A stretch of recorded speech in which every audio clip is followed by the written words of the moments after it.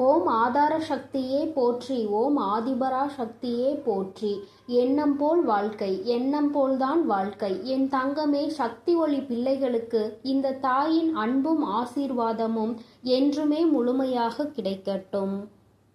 என் அன்பு குழந்தையே, நீ இவ்வளவு நாள் விட்ட கண்ணீருக்கு பலனாக நீ விட்ட சாபம் ஒருவரின் வாழ்க்கையில் மிக பெரிய பாதிப்பை ஏற்படுத்தி இருக்கிறது.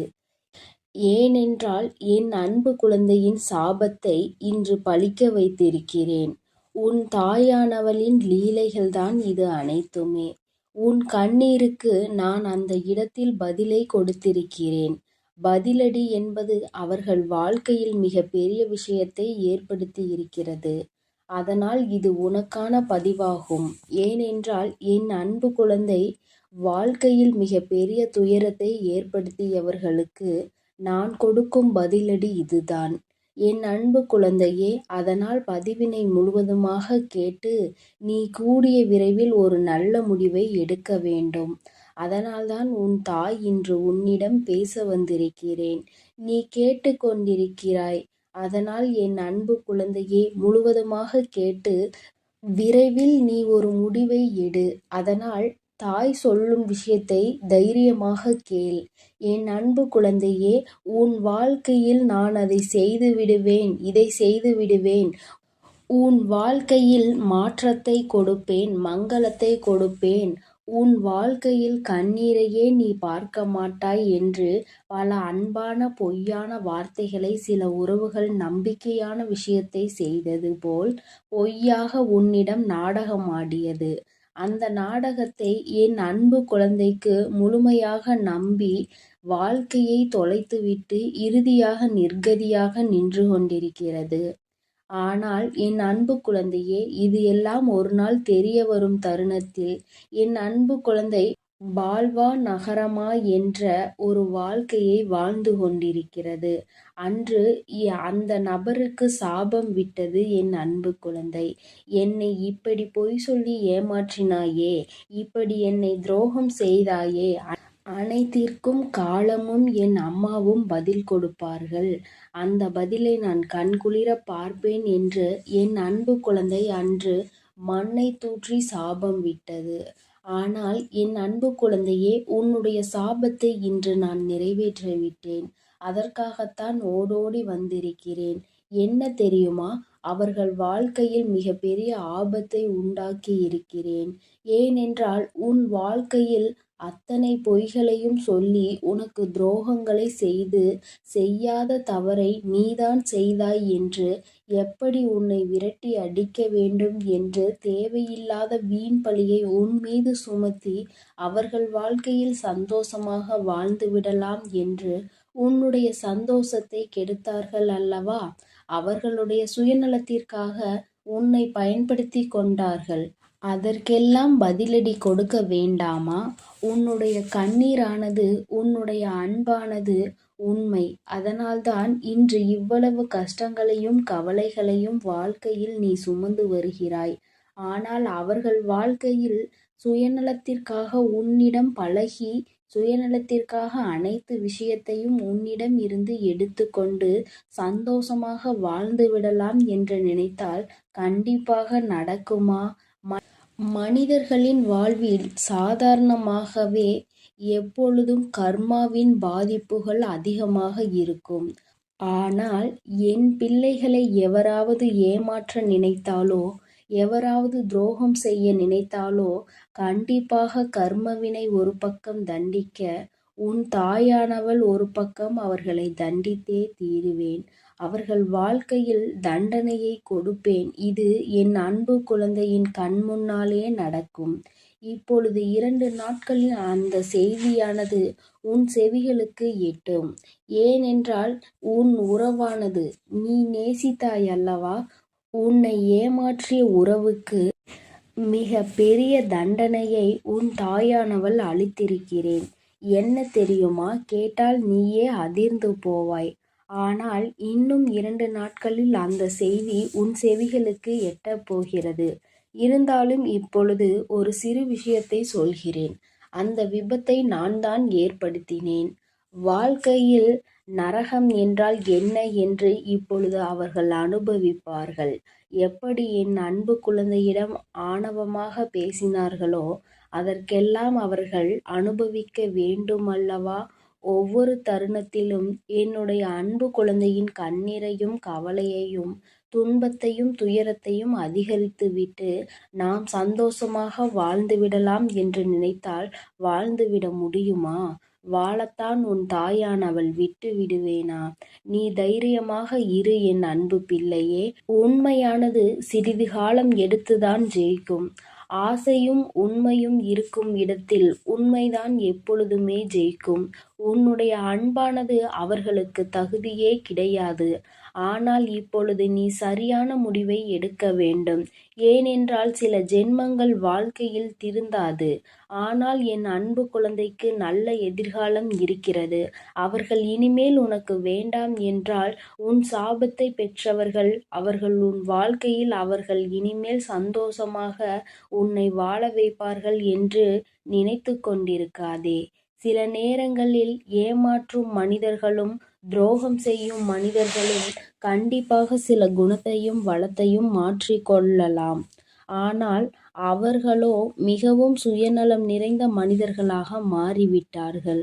காலத்திற்கு ஏற்ப மனிதர்களுக்கு ஏற்ப பச்சோந்திகள் எப்படி மாறுகிறதோ அதேபோல் இவர்களும் நிறத்தையும் குணத்தையும் மனத்தையும் மாற்றிக்கொண்டே இருக்கிறார்கள். இந்த மாற்றமானது என்ன சொல்லி புரிய வைத்தாலும் என்ன சொல்லி திருத்தினாலும் அது திருந்தாது.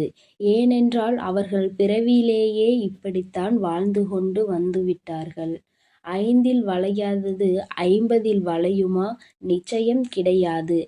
எப்படி நம் வாழ்க்கை எந்த சூழ்நிலையில் நம்மளை எப்படி மாற்றுகிறதோ சில குணத்தை நாம் அதை மாற்றிவிடலாம். ஆனால் பிறவியிலேயே இருந்த குணத்தை எப்பொழுதுமே மாற்ற முடியாது. ஆனால் உனக்காக உன்னுடைய எதிர்காலத்தை நான் சிந்தித்து வைத்துவிட்டேன். கூடிய விரைவில் அந்த ஒரு நல்ல காரியத்தை உன் வாழ்க்கையில் நடத்தப் போகிறேன். இதை கேட்டு நீ அழக்கூடாது. தைரியமாக இருக்க வேண்டும். ஏனென்றால் இந்த கஷ்டமான தருணத்தில் கூட உன் தாயானவள் உன்னுடன் இருந்து உனக்கு உதவி செய்து கொண்டுதான் இருக்கிறேன். இந்த உலகத்தில் உனக்கு உதவுவதற்கு எவரும் இல்லை. எனக்கு உறுதுணை இல்லை, யாரும் இல்லை என்று மனம் வருந்தி விடாதே. உனக்காக உதவவும் உனக்காக அனைத்து விஷயங்களையும் செய்து கொடுக்கவும் உன் வாழ்க்கையில் நீ பட்ட கண்ணீருக்கு நீ விட்ட அனைத்து கண்ணீர் விஷயத்திற்கும் அனைத்திற்கும் உனக்கு தீர்வு கிடைக்கப் போகிறது. உன் தாயானவள் நான் அதை பொறுப்பேற்று கொள்கிறேன் என் தங்கமே. என் வார்த்தைகள் மீது முழுமையான நம்பிக்கை கொண்டு உன் கடமைகளை செய்து வா. எப்பொழுது எதையும் மற்றவர்களிடமிருந்து எதிர்பார்க்காதே. மற்றவர்களிடம் நாம் சந்தோஷமாக இருப்போம், மற்றவர்கள் சந்தோஷம் கொடுத்தால்தான் நம் வாழ்க்கை சந்தோஷமாக மாறும் என்று நினைத்து விடாதே. நம்முடைய சந்தோஷம் நம் கரங்களிலே இருக்கிறது, நம் எண்ணத்திலே இருக்கிறது, நாம் சிந்திக்கும் செயல்களிலே இருக்கிறதே தவிர அடுத்தவரிடம் நம் சந்தோஷம் என்பதே கிடையாது. அதை முதலில் புரிந்து கொண்டால் நீ அடுத்தவரிடம் எந்த விஷயத்தையும் எதிர்பார்க்க மாட்டாய். எதிர்பார்க்கக்கூடிய விஷயம் சில மனிதர்களிடம் கிடைக்கும் என்றால் எதிர்பார்க்கலாம். ஆனால் என்னுடைய சந்தோஷம் மட்டுமே எனக்கு முக்கியம் என்று நினைப்பவர்களிடம் அவர்களுடைய சந்தோஷத்தை பார்க்கக்கூடிய மனிதரிடம் சென்று உன்னுடைய சந்தோஷத்தை எதிர்பார்த்தால் அந்த இடத்தில் ஏமாற்றம்தான் கிடைக்கும். போதும் என்ற அளவிற்கு ஒரு உறவின் மீது நம்பிக்கை வைத்து அதீத அன்பை வைத்து ஏமாந்ததெல்லாம் போதும். இனிமேல் நீ தைரியமாக இருக்க வேண்டும். இனிமேல் நீ உன் வாழ்க்கையில் கண்ணீர் வடிக்க கூடாது. கவலை கொள்ளக்கூடாது. தேவையில்லாத சிந்தனைக்கு இடம் கொடுக்காதே. உனக்கு எது வேண்டுமோ நான் நடத்தி கொடுப்பேன். அதனால் நீ தைரியமாக இரு என் தங்கமே. உன் வாழ்க்கையில் ஏதேனும் சிக்கல்கள் தடங்கல்கள் உனக்கு தீய விஷயங்கள் நடக்கிறது என்றால் அதற்கு உன் தாயானவள் உன் வாழ்க்கையில் அனுமதிக்க மாட்டேன். பொறுமையாக இரு. உன்னுடைய வாழ்க்கையில் ஒவ்வொரு தருணத்திலும் மாற்றங்களை நான் கொண்டு வந்து கொடுப்பேன்.